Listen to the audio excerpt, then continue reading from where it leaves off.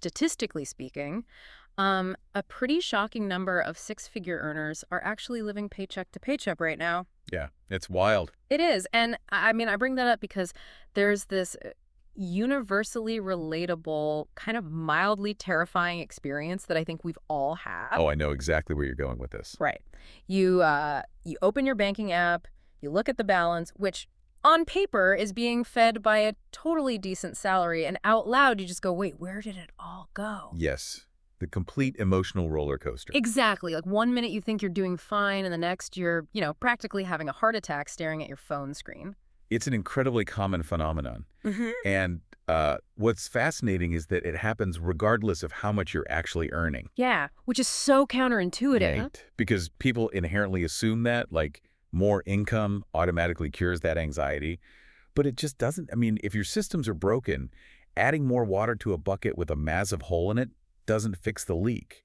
No, it just makes a bigger puddle.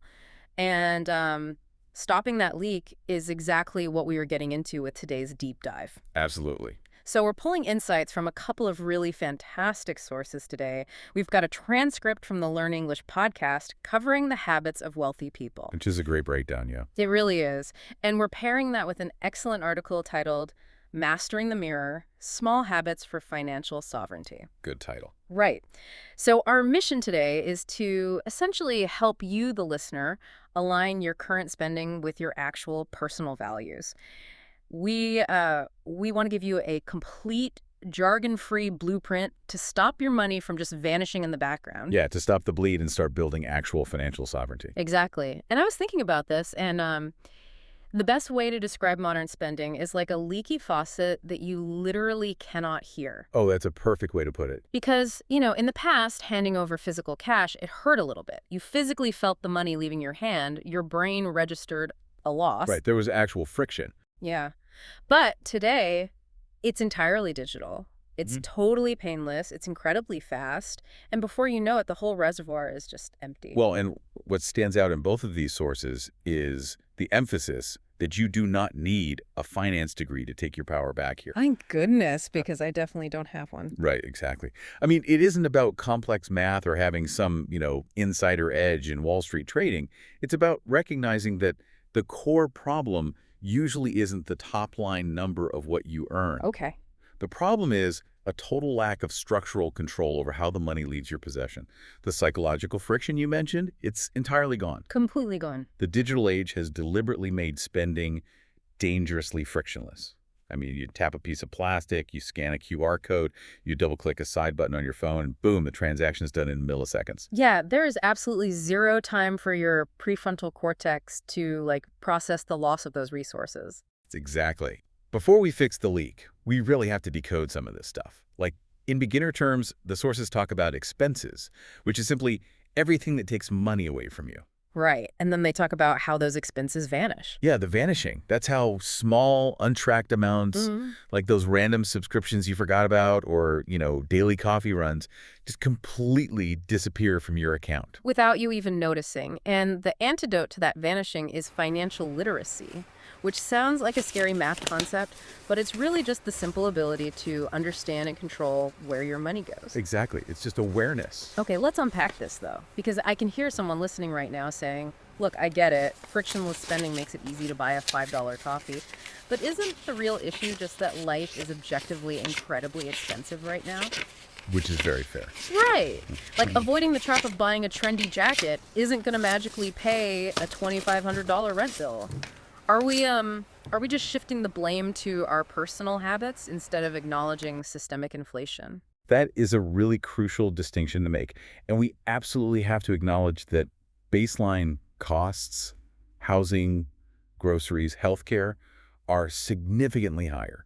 I mean, we can't out-habit macroeconomic inflation. We really can't. But the sources highlight a really subtle secondary trap that exacerbates that baseline difficulty. Okay, what's that? It's the widening gap between what we earn and what we keep, which is heavily driven by social media lifestyle mimicry. Oh, wow. Yeah, the constant exposure to a curated reality. Exactly. We are constantly passively consuming images of amazing, luxurious lifestyles online. Every single day. Right. And subconsciously, we start spending thoughtlessly to mimic that lifestyle. It's essentially a survival mechanism. to feel like we belong to the successful tribe. So we end up buying things we didn't even care about 5 minutes ago just because an algorithm put it in front of us? Yes, we can't control the rent prices, but we absolutely can control the artificial gap created by trying to keep up with the internet. The pressure is incredibly real, though. And I think the immediate reaction most people have when they realize they've fallen into that trap, when they realize they're overspending on things they don't even care about, is to swing the pendulum completely in the opposite direction. Oh, the extreme lockdown mode. Exactly. They go to the extreme. They tell themselves, I must track every single penny. I'm going to pull up a massive spreadsheet and categorize every single pack of gum I buy. Which never works. No. Our sources point out that this is exhausting and honestly, neurologically unsustainable. Yeah, it's unsustainable because human willpower is a finite, depleting resource. Right. I mean, if you try to control every tiny impulse through sheer discipline and micromanagement, you will eventually hit decision fatigue. Oh, 100%. By 8 p.m. on a stressful Tuesday, your brain does not care about the spreadsheet. It cares about getting a quick hit of dopamine, which usually means spending money. So if sheer discipline is out, we clearly need a smarter alternative. And the material suggests that the foundation of this is spending in line with your values. That's like habit number 1 from our sources. Yeah, aligning with your values. Right. The first step is to completely change the question you ask yourself when you look at your accounts. You have to stop asking, how much money do I have right now? And start asking, what do I actually want my money to work toward? What's fascinating here is the disconnect between what people say they value and what their transaction history actually reveals. It is staggering. Oh, I bet. Someone will say, my ultimate priorities are my health and my continued education.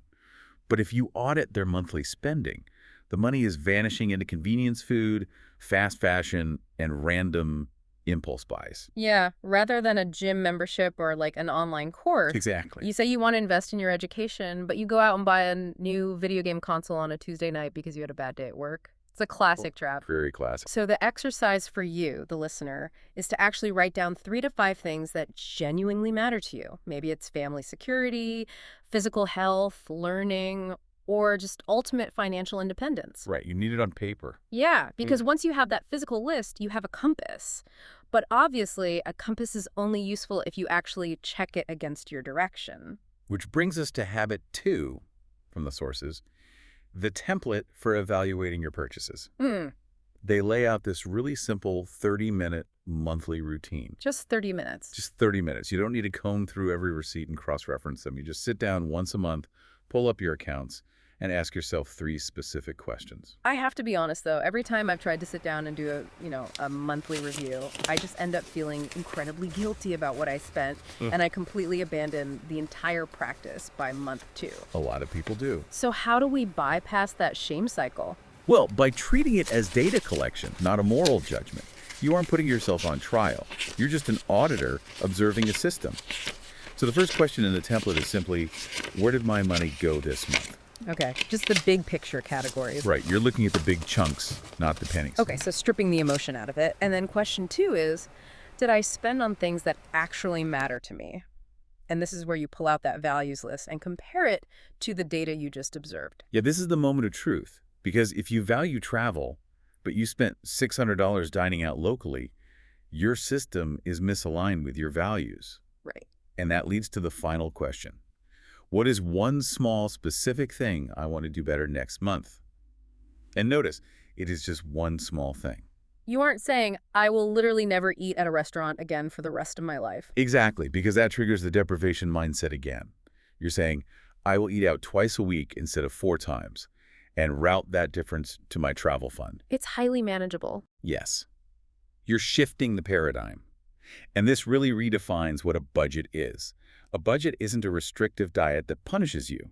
It's a proactive plan where you are the architect, giving every dollar a very specific job before it leaves your hands. I love that framing. But let's be real, even with the best intentions, the clearest values and the most objective 30-minute check-ins, we are still human beings living in a chaotic world. Very true. We have emergencies, we get sick, we get profoundly tired. And when you're tired, the friction between your good intentions and your actual actions becomes a total chasm. Which is precisely why relying solely on frontline willpower is a losing game. You have to move the critical operations to the background. Okay, so how do we do that? Well, we live in a world where technology can handle the heavy lifting for us, completely removing human error from the equation. So habit 3 is about automating your system. Right. The core rule from our sources regarding automation is this: the moment your salary hits your account, technology should take over before you even have a chance to look at the balance. So let's actually map out a step-by-step checklist to automate this today, because I think this is where people get stuck. Good idea. Step 1 is handling the non-negotiables. You set your vital fixed costs, your rent, internet, utilities, insurance, to auto-pay immediately after payday. Right, immediately. Because then you completely eliminate the cognitive load of remembering due dates, and you basically never pay another late fee. Exactly. And then step 2 is the actual game changer, and it's where most people fail. Okay, what's step 2? You must automatically transfer a portion of your income into your investments or savings before any discretionary spending is mathematically possible. Oh, so the important things happen first. Yes, because most people spend whatever they want all month, and then they try to save whatever is supposedly left over. But because of human nature, there is never anything left over. Never. The money just expands to fill the space available. And this concept, this autopilot idea, literally means it's happening without thinking. It protects you from your own temporary lapses in judgment. It guarantees that your future self is taken care of before your present self can get distracted by, like, a targeted ad for shoes on Instagram. Right, and part of that automation is building a fund. The sources define a fund as money set aside specifically for emergencies, so you don't panic when life happens. It always does. Always. And setting this up creates an artificial scarcity in your checking account. If the money isn't there when you look at your app, you just adapt to living on less, while your wealth is quietly compounding in the background. Here's where it gets really interesting, though, because habit 4 is about keeping a little. Let's talk about that surplus, the money that is actually left over for discretionary spending once all the background math is handled. Okay. A lot of people see $200 left in their account at the end of the week and immediately ask, what can I buy with this? But our sources suggest completely flipping that instinct. You should instead be asking, how much of this can I actually keep? That is a profound mental shift, moving from consumption to accumulation. And the way I like to think about this, because the source uses the analogy of, eating an apple but keeping the seeds to plant, I like to move past the seed analogy. Oh, how do you view it? I think of every extra dollar you save not as a static number, but as an employee you are hiring. Oh, I like that. That's a powerful way to frame it. Right. If you take that extra $200 and buy a smartwatch, the money is gone. But if you keep it and you route it into an investment, you have essentially just hired 200 tiny employees. They work for you. Exactly. And those employees work 365 days a year. They never take a vacation, earning compound interest in the background. Your ultimate goal is to hire enough of those dollar employees so that eventually they cover your living expenses and you don't have to work at all. You're basically building a machine that operates independently of your labor. And you do that by consistently prioritizing keeping the surplus rather than immediately consuming it. Okay, so we've got the background systems running beautifully. Bills are automated, the savings are on autopilot, your tiny dollar employees are working around the clock. Sounds perfect. But you still have to walk out your front door and live in human society. Sadly, yes. Right. You are still going to face daily social pressures, friends inviting you out to expensive dinners, coworkers asking you to chip in for lavish gifts. How do we survive saying no to things without feeling completely miserable or isolated? This is a major psychological hurdle, and it brings us to habit 7. For a lot of people, saying no to a purchase feels terrible because it feels like a punishment. It really does. It feels like deprivation. You feel like you're missing out, or that you're just being the boring friend while everyone else is out enjoying the fruits of their labor. Let's do a quick reflection exercise on this for the listener. Think about the last time you told a friend you couldn't go out to a high-end restaurant or like an expensive concert. Did you feel embarrassed? Most people do. Yeah. Did you feel like you had to make an excuse? Or that you were failing somehow because you couldn't afford it? Well, our sources offer a massive paradigm shift here. Being frugal isn't about being cheap. Not at all. Frugality is actually a profound form of self-respect. It fundamentally changes the narrative in your own head. Yeah. Every time you say no to a random, meaningless purchase driven by social pressure, you are simultaneously saying yes to something much bigger. Yes, to your actual values. Exactly. You are saying yes to less panic at the end of the month. You are saying yes to the values you wrote down on your list. You aren't operating from a place of scarcity saying, I can't afford this. You are operating from a place of power saying, I choose not to buy this because I respect where my life is going. I choose not to because I respect where I'm going. That completely changes the texture of the word no. It really does. But it naturally leads to the next question. If we are constantly deploying this powerful no to all these random social pressures and material things, what on earth are we saying yes to with our discretionary money? Well, this is habit 8, and it ties back into the human drive for status that we mentioned earlier. Yeah, okay. So much of our discretionary spending is driven by an evolutionary desire to signal our worth to the tribe. We buy luxury cars, designer bags, or expensive watches so other people can see them. Just to prove we made it. Right. It's an attempt to purchase respect and belonging. But the sources are clear. Status items just burn a hole in your pocket. The thrill fades almost instantly, and then you're left maintaining an expensive facade. So what's the alternative?